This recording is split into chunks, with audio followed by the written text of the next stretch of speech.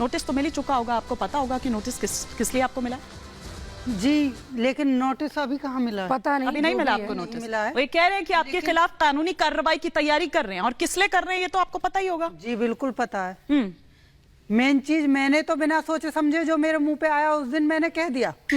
वो भी मैंने जानबूझ के नहीं कहा। देखिए, एक नॉर्मल सी भाषा में हमारे गाँव में कॉमेंट करते रहते हैं ऐसे, तो वो ही था। अगर मैं सोच समझ के बोलती तो कुछ और बोलती ना, ऐसा थोड़ी बोलती।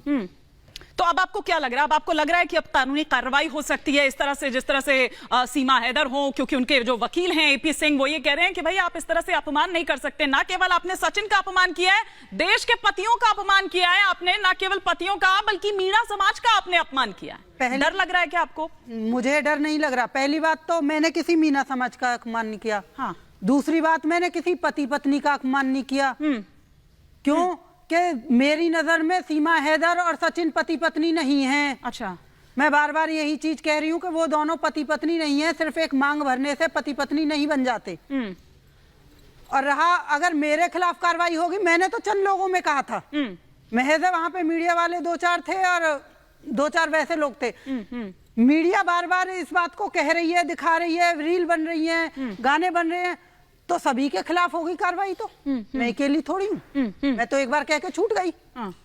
जो बार बार रील बना रहे हैं उन पे भी तो हो। गीता जी, आपको क्या लग रहा है? कैसे देख रही हैं आप इस मामले? ऐसा है कि एपी सिंह जी इस बात को बहुत ज्यादा तूल दे रहे हैं। कारण है, हम तो एक गांव के लोग तो हैं ही।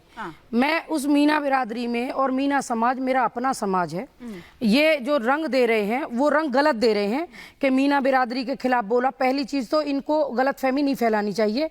ये अधिवक्ता हैं, इन्हें समझना चाहिए कि गांव के लोग कैसे बोलते, क्योंकि इनकी भी गांव से ही ये भी आते होंगे। गांव में किसी भी उत्तर प्रदेश के किसी भी गांव में आप चले जाएं, ये नॉर्मल है कि इसे अगर ऐसा पता था कि बॉडी शेमिंग क्या होती है या किसी की भावनाओं को ना किसी पत्नी के लिए बोला, मतलब क्या है, क्या इसका अर्थ है, हमें नहीं पता।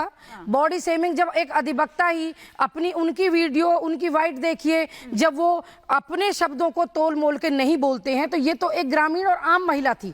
इसने जो इसके मन में आया, ना तो कोई दुर्भावना थी, ना कोई द्वेष भावना थी, ना सचिन के प्रति थी, ना सीमा के प्रति। मात्र एक बात थी कि भाई गलत तरीके से आई है और लड़का सीधा साधा है, दुबला पतला है, उसमें नॉर्मली वे में इसने उसको लप्पू और झिंगुर जो बोल दिया। चलिए, उसने तो बोल दिया, लेकिन मैं एपी सिंह जी से कहती हूँ बिल्कुल करिए मिथिलेश के खिलाफ कार्रवाई।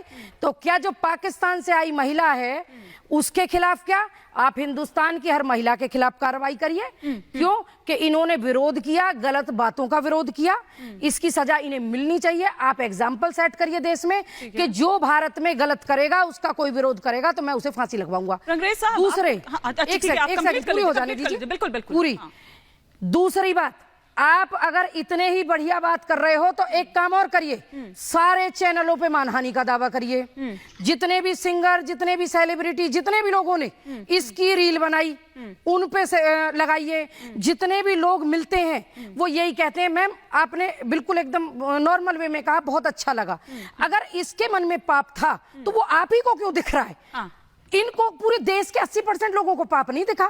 कोई भी सचिन बुरा नहीं मान रहा, कोई पति पत्नी बुरा नहीं मान रही। आप क्या कर रहे हो? आपकी गाइडलाइन में अपराध को जन्म दिलवा रहे हो आप। सचिन से क्या आपकी उसके बाद बात हुई थी? आप कह रही हैं कि सचिन बुरा नहीं माना। सचिन कैसे आपके में नहीं देश भर में मैम उन्होंने सचिन नाम के सभी बच्चों को टारगेट किया, पति पत्नियों को टारगेट किया।